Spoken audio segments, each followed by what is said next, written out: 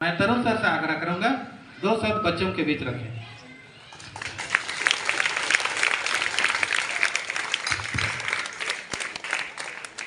हमारे विद्यार्थी शिक्षक प्रेम एवं मेरे प्यारे बच्चों, आज 31 अक्टूबर का दिन है और सामने हम देख रहे हैं जिनका फोटो, जैसे कि बताया गया, सरदार वल्लभ भाई पटेल, जिनकी जयंती आज हम मना रहे हैं। 1875 में गुजरात और उस समय मुंबई प्रेसिडेंसी कहलाता था, उस समय वहां उनका जन्म हुआ।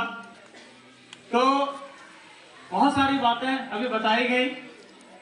लौह पुरुष, भारत का बिस्मार्क, सरदार, ये सब उपाधि इनको इसलिए मिला क्योंकि इनके अंदर दृढ़ इच्छा शक्ति थी। आज जिस भारत को आप देख रहे हैं, विशाल भारत को देख रहे हैं, सरदार वल्लभ भाई पटेल के प्रयासों के बिना ये हो ही नहीं पाता। जैसा कि बताया गया अभी कि 562 देसी रियासत, छोटे छोटे राज्य, ये छोटे राज्य, कुछ बड़े बड़े रियासत भी होते थे, 562 राज्य थे।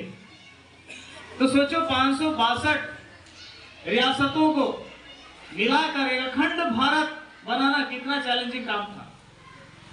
देश को आजादी मिलना बहुत कठिन काम था, लेकिन देश को एकता के सूत्र में पिरो के रखना, इतने छोटे छोटे राज्यों को एक करना बहुत ही कठिन काम था, जिसको सिर्फ और सिर्फ सरदार वल्लभ भाई पटेल ने ही करके दिखाया।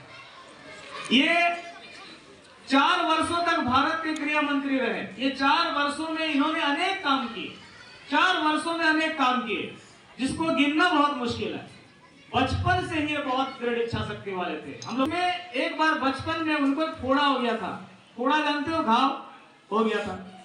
तो फोड़ा जो हो गया, तो उस समय चीर फाड़ डॉक्टर वो बहुत कम होता था। तो किसी वैद्य ने बताया कि लोहा का गर्म लोहा अगर इस फोड़ा में, है ना, चुभो दिया जाए तो उनका फोड़ा ठीक हो जाएगा। तो वैद्य जो था, उनको लगा कि अगर हम इस छोटे से बच्चे को गर्म लोहा डाल दें फोड़ा में, कितनी तकलीफ होगी। तो वैद्य सोच रहा था हम डालेंगे नहीं। उन्होंने अपने से लाल लोहा का जो रंग लग रहा था, बिल्कुल गर्म लोहा, अपने फोड़े में उसको डाल दिया। छोटा सा बच्चा जो कि देख के भाग जाता है। तो बचपन से ही दृढ़ इच्छा शक्ति इनके अंदर थी। एक और घटना बताए, ये अपने काम के प्रति कितने समर्पित थे। एक बार, चूंकि ये बैरिस्टर भी थे, एक बार कोर्ट में बहस कर रहे थे। बहस करते करते अचानक तार, टेलीग्राम, पहले टेलीग्राम होता था, टेलीग्राम आया कि आपकी पत्नी का निधन हो गया है। टेलीग्राम जो होता तार, वो कागज का एक होता था, उसको अपने पॉकेट में रख लिया और बहस जारी रखे।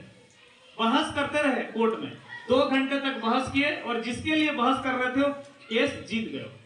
कुछ देर के बाद जज को, वकील को, बाकी लोगों को पता चला कि उनकी वाइफ का निधन हो गया, तार मिला, बावजूद क्या कोर्ट में बहस करते रहे। तो जज साहब पूछे कि भाई ऐसे क्यों, आप जा सकते थे। उन्होंने कहा कि जिस क्लाइंट से हमने केस लड़ने का पैसा लिया है उसको जिताना मेरा फर्ज है। मैं पहले अपना फर्ज अदा किया, फिर अभी जाकर अभी अपना फर्ज निभाऊंगा पत्नी के लिए जो है। तो सोचो आम आदमी से कर सकता है क्या? सुनने में तो बहुत आसान लग रहा है, आम आदमी कर सकता है। तो इस तरह इन्होंने बहुत ऐसे काम किए, माने उनका व्यक्तिगत जीवन को भी अगर लेते हैं जिससे हमको प्रेरणा मिलती है। जहां तक भारत के संदर्भ में बात है, बहुत उनका योगदान है।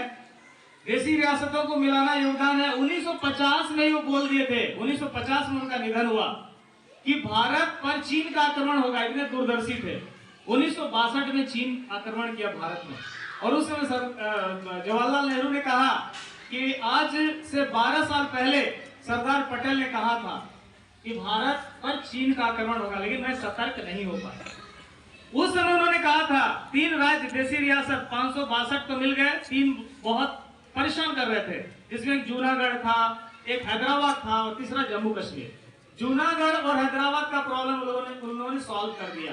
जम्मू कश्मीर का प्रॉब्लम भी आज जो हम भुगत रहे हैं सॉल्व हो जाता, लेकिन उस समय इनको ये केस दिया ही नहीं गया। प्रधानमंत्री जी अपने पास रखे और वो केस आज भी हम लोग भुगत रहे हैं। अंतर्राष्ट्रीय जो हमारे यूएनओ, यूनाइटेड नेशंस ऑर्गेनाइजेशन में पड़ा हुआ। तो बहुत दूरदर्शी थे, दृढ़ थे, इच्छा शक्ति प्रबल थी। जब आजाद हुआ 1947 में, उस समय हमारे 15 प्रांत थे। 15 प्रांत के 12 प्रांत कहे कि इनको ही प्रधानमंत्री बनना चाहिए, इनका सबसे बड़ा हक है प्रधानमंत्री बनने का, इनका कंट्रीब्यूशन योगदान। 12 ने कहा 15 में। इस तरह आज इतने बड़े हमारे जो आदर्श पुरुष हैं सरदार वल्लभ भाई पटेल, उनका आज उनकी जयंती है। उनकी जयंती में उन्हें हमें याद करने की जरूरत है, उनसे प्रेरणा लेने की जरूरत है, उनके बताए मार्ग पर चलने की जरूरत है। आप और हम उस समय नहीं थे, लेकिन किताबों में उनकी जीवनी लिखी हुई है। उस जीवनी को पढ़िए कभी और प्रेरणा लीजिए, तभी उनको हमारा सच्ची श्रद्धांजलि होगी। ठीक है ना?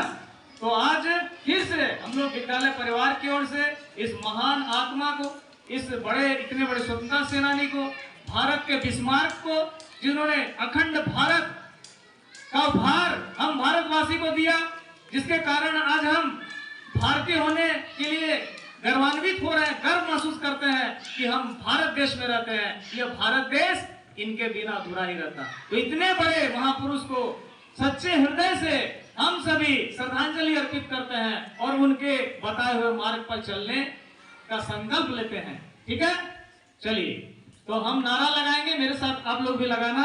सरदार पटेल अमर रहे, आप लोग बोलना। ठीक है, सरदार पटेल, सरदार पटेल, सरदार पटेल, सरदार पटेल, भारत माता की, भारत माता की, भारत माता की, वंदे वंदे वंदे।